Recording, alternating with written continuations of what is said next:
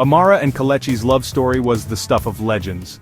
They met under the vibrant Lagos sky, their connection instantaneous and undeniable.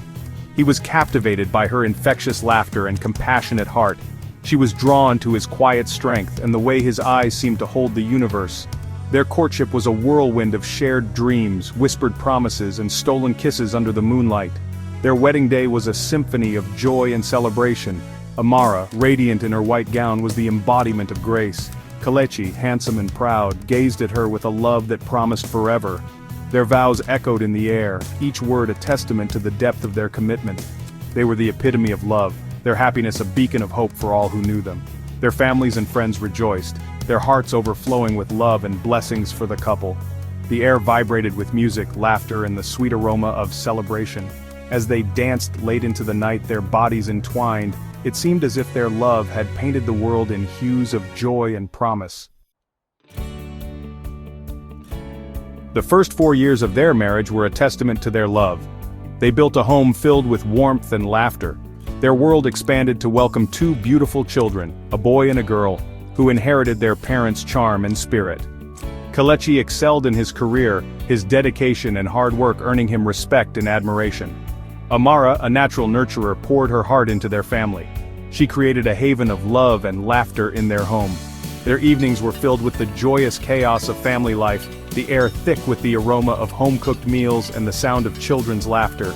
Weekends were spent exploring parks and zoos, creating cherished memories as a family.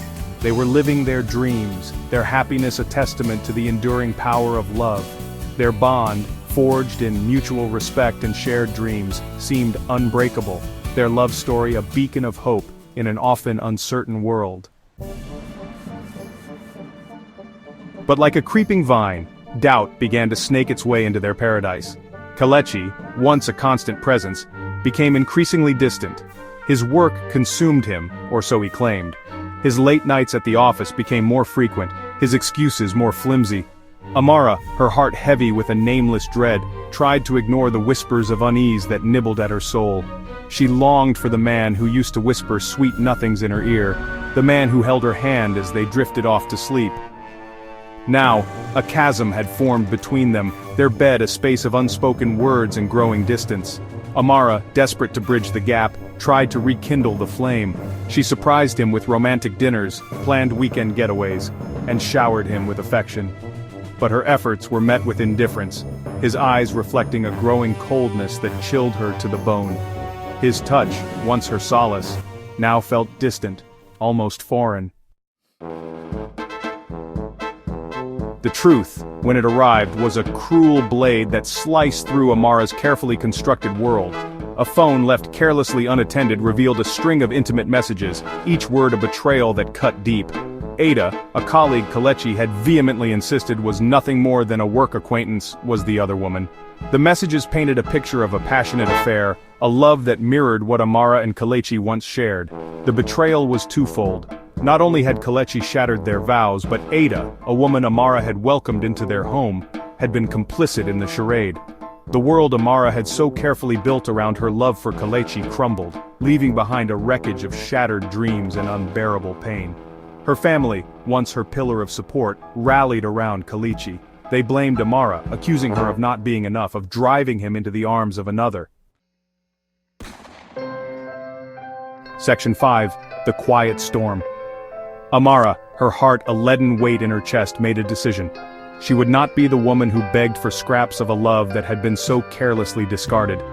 In the dead of night, while her children slept, she packed their bags. There were no tearful confrontations, no desperate pleas for him to change.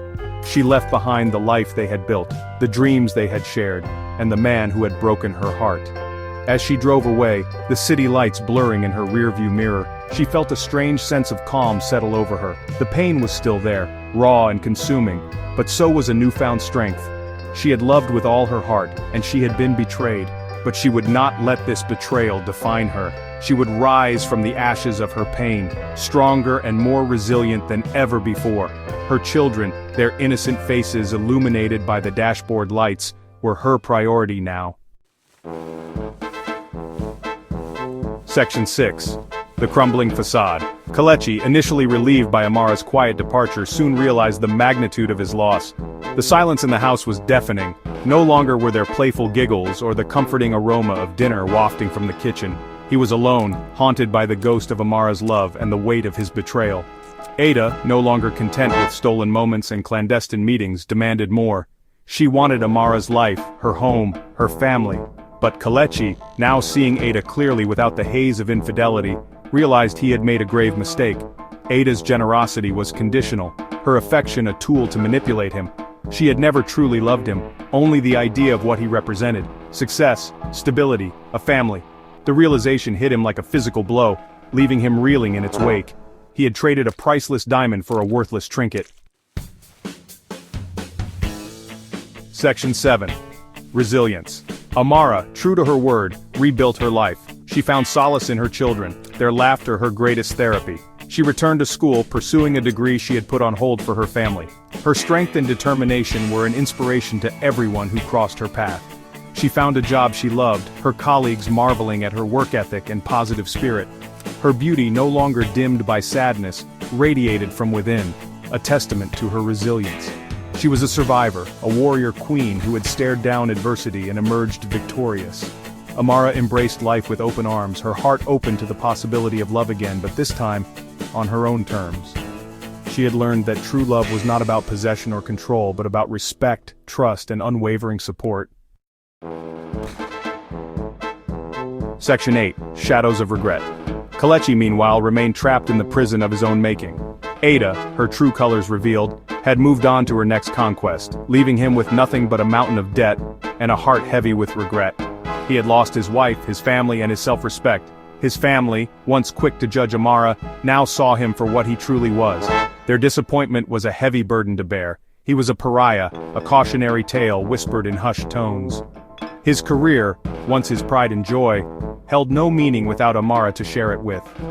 He was a shadow of the man he once was, haunted by the memory of Amara's love and the pain he had inflicted. He would forever bear the scars of his betrayal, a constant reminder of the love he had so carelessly thrown away. Section 9. A New Dawn. Years later, their paths crossed at a chance encounter. Amara, her eyes reflecting the depth of her experiences, greeted him with a polite nod, her composure unshaken. Beside her stood a man, his hand resting gently on her back, his eyes filled with love and admiration. Kelechi, his heart clenching at the sight of her happiness, realized the true extent of his loss.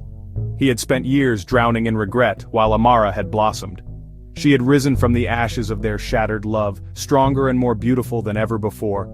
As Amara walked away, her laughter echoing in the air, Kelechi knew that he would never again experience the kind of love he had shared with her.